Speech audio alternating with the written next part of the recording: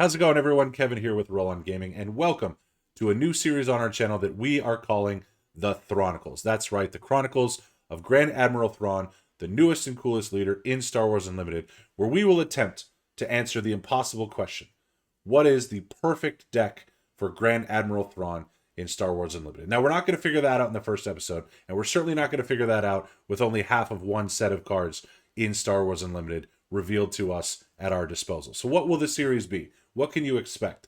Well, we're going to be spending time looking at the aspect pairings for Grand Admiral Thrawn. We're going to be spending time examining how new cards that are revealed are going to help our Thrawn decks as we build them. We're going to be making tweaks to our existing decks over the course of the series. And finally, we will be testing with gameplay all the Thrawn decks that we talk about in this series. So that's something to look forward to for us for sure, because we're really excited about the Grand Admiral Thrawn leader. If that's something you're excited about, please feel free to drop a like, subscribe if you're new, and comment down below some of the things that you're most excited about when you're playing in your Grand Admiral Thrawn decks. Now, this is something that's going to be ongoing, as I mentioned. We don't know the Star Wars Unlimited meta yet because there is no meta. There's no game. We're half a set in.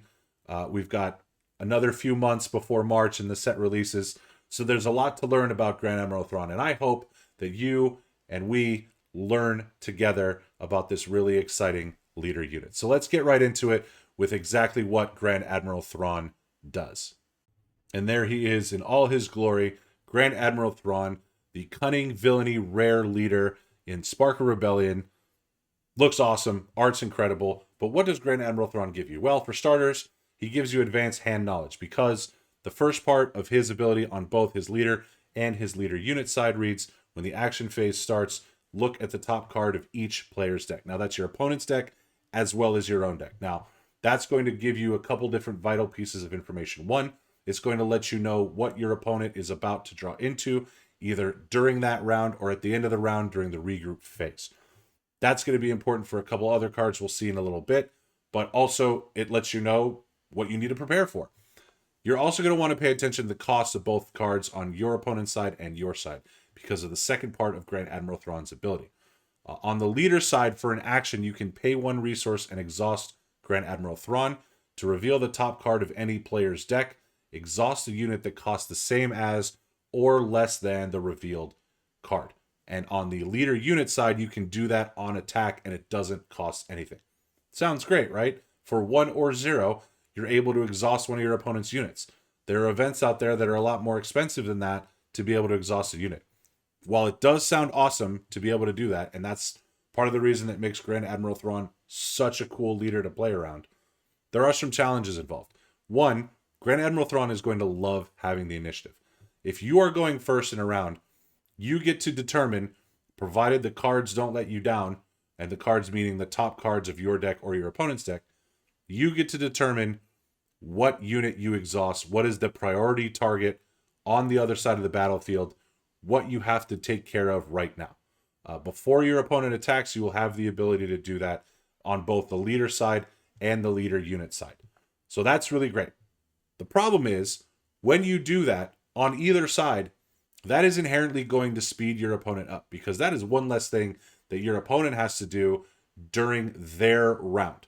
So if you're taking the initiative and you're exhausting something first action, boom, I use Grand Admiral Thrawn's ability and I exhaust one of your units. That's awesome. But now it's going to be more of a challenge for you to have the initiative in the next round, potentially, depending on how many things your opponent can do, especially early game when there's not a lot of things that your opponent can do anyway. So if you've taken away one of their options, it's very likely that they're going to grab the initiative right back, and your little initiative train is going to be short-lived. So there's going to be a real balance that you're going to need to find if you're playing Grand Admiral Thrawn about how many times you're really pushing for the initiative to be able to go first and determine what you try to exhaust on your opponent's side of the board. The other thing is, how heavily are you going to lean into this ability, right?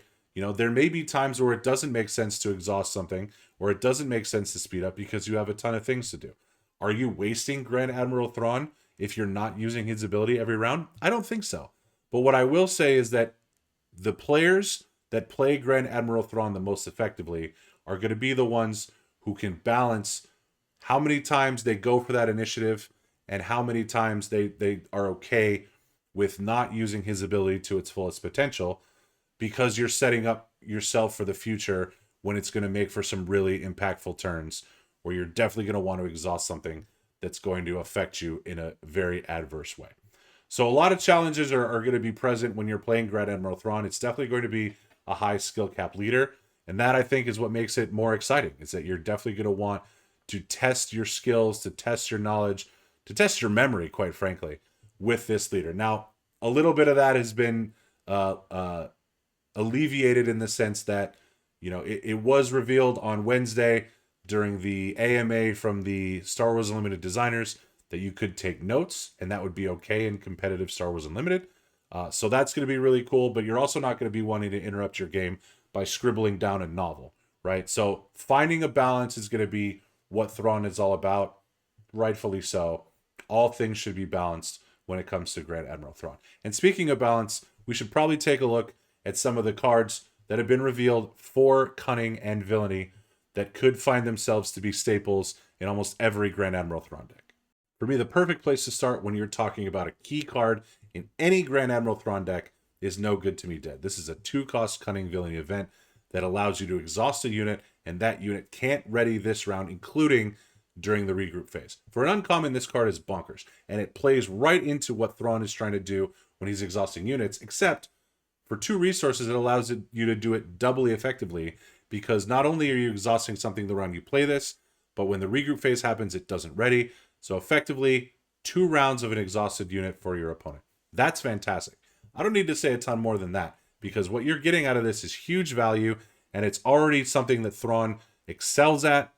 If you're looking to keep tempo on your side of the board, play No Good To Me Dead in every single one of your Grand Admiral Thrawn decks. You also want to play 7th Fleet Defender, not just for the theme, because this is definitely a win for theme. Thrawn commanded the 7th Fleet on Lothal in Star Wars Rebels. He was the head of the TIE Defender program. Got to put this in because it's a Thrawn deck. You also have to put it in because, quite frankly, it's a really good space unit. 3 costs for a 3/2 that's shielded. You get the Imperial Vehicle and Fighter traits, which will end up being useful, I'm sure. So 7th Fleet Defender, you're going to want to boost your Space Force in a way that's actually effective in your Thrawn decks. Make sure to include 7th Fleet Defender when you do. Now, we also have the Chimaera here. Now, this is Thrawn's flagship. It was revealed to us by the folks over at Maindeck. That link will be in the description box below, so make sure to go check that out. This is potentially a big bomb in a Grand Admiral Thrawn deck, but I have some hesitations about Chimaera. It is 8 costs for an 8/7. It's an Imperial Vehicle capital ship. It is shielded, and on attack, you can name a card. An opponent reveals their hand and discards a card with that name from it. Now, you're going to have hand knowledge with Grand Admiral Thrawn that you can use retroactively with the Chimaera. You look at the top card of your opponent's deck at the start of the action phase every round. Next time around, you're going to know what's potentially in their hand. You can use Chimaera to fully affect their hand in that way on attack. Cunning has access to things like Waylay. If you waylay something back to your opponent's hand, then you can discard it with the Chimaera. There's a lot of benefits to having Chimaera in Cunning Villainy and paired with Grand Admiral Thrawn. However, I'm a little hesitant at the effectiveness of Chimaera because that ability is on attack and not when played. So there's a potential that you won't get to use it if your opponent has a way to either vanquish or waylay or do something bad to your Chimaera. It doesn't have a when played ability that sort of alleviates that stigma around big units right now. I do think it's valuable to put it in a lot of Thrawn decks simply because it's an 8-cost unit. If you have this on top of your deck, you're going to be able to exhaust pretty much anything right now, except other capital ships. So having Chimaera is probably useful at least for that. But as you'll see, I don't necessarily put it in every single one of the Thrawn decks that we're about to see. So a little bit of dealer's choice there, but having it in the game and having this sweet artwork is really cool, and I'm all for more Star Destroyers, so that's a win. Boba Fett, if you're looking to exhaust a lot of units with Grand Admiral Thrawn, Boba Fett's a must include.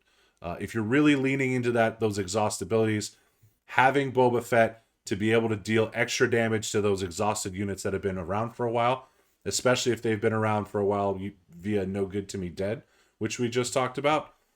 This Boba Fett's going to be tremendous. It's a low-cost unit. It's going to be able to regularly deal 6 damage. There aren't a lot of reasons that you wouldn't want to put Boba Fett into a Thrawn deck unless you're sticking to the Imperial Tribal effect, which we might see a little bit later. But Boba Fett is great for Grand Admiral Thrawn. And finally, Bossk is just a really good cunning villainy unit. Now, depending on how fast you're trying to go, this could help you get back some of that tempo by using the ambush. Again, you're going to have a lot of great events in cunning, which is something we've talked about on the channel before. So the ability to consistently deal 2 damage every time you play one of these awesome events, like No Good to Me Dead, like Surprise Strike, like Waylay, like Asteroid Sanctuary, like Shoot First, all of those things are going to be an extra 2 damage on top of that, as long as you have Bossk out on the field. There's not a lot of argument to be made for not including Bossk, because he's great. Again, some of the Imperial Tribal might get in the way of using Bossk, but this is a great card. And if you're trying to put it into a Cunning Villainy deck, you should put it in every Cunning Villainy deck. But it remains to be seen how it synergizes with Grand Admiral Thrawn, but I think it's something that you're probably going to want to include. So, now we come to the crux of it. What are the best aspects right now for Grand Admiral Thrawn to be in? So we're going to look at a preliminary build for each aspect. Again, in this series, we're probably going to be looking at 1, maybe 2 aspects per episode and using that to our advantage as we're able to test. But since there's no real testing to be done right now, we're going to go ahead and start with what I think is probably the least effective build that I've been able to come up with so far, and we'll work our way up. So let's take a look at Thrawn in Cunning and Aggression. So this is a build that I was excited to test out when Grand Admiral Thrawn was revealed, and honestly, I toiled a little bit with this list, and I still don't think it's quite there. I'm not sure we're there with Red Thrawn quite yet. You have a lot of effective units at your disposal with Aggression Villainy. You have the Death Star Stormtrooper, which is probably one of the most cost-effective units in the game. You're getting the Overwhelm with both the 1st Legion Snowtrooper and with Wampa, which I have as my 2 of in this deck. The Imperial Interceptor is obviously going to help you clear the way in space, which is going to be helpful between that and the 7th Fleet Defender, because this isn't a very space-heavy list. I've only got 4 space units, one of which being a TIE Fighter and one of which being the Chimaera, which I don't know how often I'm going to get the Chimaera out in a build like this. Again, you have your staples. You have Boba Fett. You have Bossk. You have No Good to Me Dead. And there's enough events to make Bossk feel like he's worth it. But I'm just not sure that this is going to have enough output to be able to make a difference when you're playing Grand Admiral Thrawn. Especially because a lot of these units are low cost. Again, I'm almost including ATST, Chimaera, and Wampa into the deck just to have more high cost cards to be able to put on the top of my deck for Thrawn's ability. So I'm not super sure about this one just yet. Remains to be seen where we get, but that's sort of where I'm at for Aggression. Now, obviously, we still don't have the full spread of cards to include in an all cunning build for Grand Admiral Thrawn, but I do think this is something to really keep an eye on in the future. So let's take a look at the build that I have laid out here. I've got 14 events in my build. That's going to synergize really well with Bossk, but also with ISB Agent, which is something I put in for the early game. If you can get this down and deal a damage, that's something that could potentially take out your opponent's Stormtrooper, TIE Fighter, Greedo, Starwing Scout, what have you. And you're regularly going to have these events at your disposal. I have 2 copies of Change of Heart because it can really be a blowout play, but also because it's a 6-cost card. And I think having more of those to potentially be on the top of your deck is going to be really beneficial for Grand Admiral Thrawn's ability. It's the same reason I have 2 copies of Fett's Fire Spray. Obviously, you're not going to be able to guarantee getting this out when Boba Fett is on the field for you in his unit form, but not having to exhaust Fett's Fire Spray to use the ability to exhaust a non-unique unit, that's really going to pay dividends against something like a Tarkin that's going to play a lot of those non-unique troopers. So I think there's a lot of potential here, and I think the majority of that potential, if I'm being honest, spans from the Cunning event itself. Now, this is probably, without question, the best aspect named event that we have seen so far in Spark of Rebellion, and it's not close. I think with Thrawn having access to this for its cost at 4, the ability to exhaust units, which is something he already wants to do, the ability to return units or discard cards from hand, which you're going to have hand knowledge, so you might be looking to hit that exact card that you know, or the card that you don't, to make sure that you have a full, complete wealth of knowledge of what your opponent has in their hand. Again, I think Cunning is tremendous. I think based on this card alone, the deck that I've built might stand up, and this is only going to get better when we get more Cunning cards, which is scary because I think this deck can already do some things. So may not be the strongest out of the gate, but I do think that double yellow Thrawn is going to be something to watch as we continue to get more cards. Let's talk about Vigilance Thrawn, because if you're looking at the build that I have before you here, you're going to notice a couple things. One being, there's no General Veers. Now, General Veers, an amazing card, should be in almost every Imperial deck imaginable, but there aren't as many Imperials in this version. You have Count Dooku, who's not an Imperial, but is one of the quintessential cards that you could put in a Thrawn deck because it's high cost and it's really, really good. System Patrolcraft is basically there because of a lack of really viable options in space in Vigilance, and it was probably the best of a bad situation there, but also not an Imperial. You have your traditional cards like Boba Fett and Bosk, and so with that combination, there aren't as many Imperials that you would be looking to buff with Veers. Now, the reason that I'm pretty bullish on Vigilance Thrawn is simply because of another unit that was revealed to us by the folks at Maindeck, and that, of course, is Regional Governor. Now, Regional Governor is a 2-cost Vigilance unit. It's not a Vigilance Villainy unit, just a Vigilance unit. You're getting a 1/4 Imperial Official. This is a rare, and when played, you can name a card while this unit is in play. Opponents can't play the named card. Now, most notably here, when you're talking about unique units like Luke Skywalker, like Han Solo, like Leia, that is going to count for every version of that card that shares the same name. So down the road, if we have 3 Han Solos, and you say Han Solo, none of those Han Solos can be played from your hand, which is wild. And that makes this super good with Grand Admiral Thrawn because of the hand knowledge that you get with all of Thrawn's pieces. And again, Thrawn himself, Viper Probe Droid, those things are going to help you find targets for Regional Governor. I really like Takedown as a card. I think Thrawn being able to use it is going to be super beneficial in conjunction with things like No Good To Me Dead and Asteroid Sanctuary and Waylay to be able to keep your opponent's side of the board as clear as possible. And I included Academy Defense Walker in this version just because it's another Sentinel. It's going to be able to boost your units, which you're going to have a lot of damaged units, I think, in Thrawn builds because there aren't a lot of blowout plays to be had.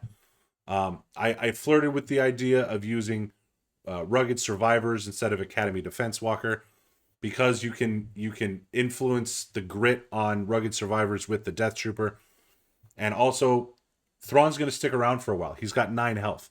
So the ability to continue to draw cards with Rugged Survivors was appealing.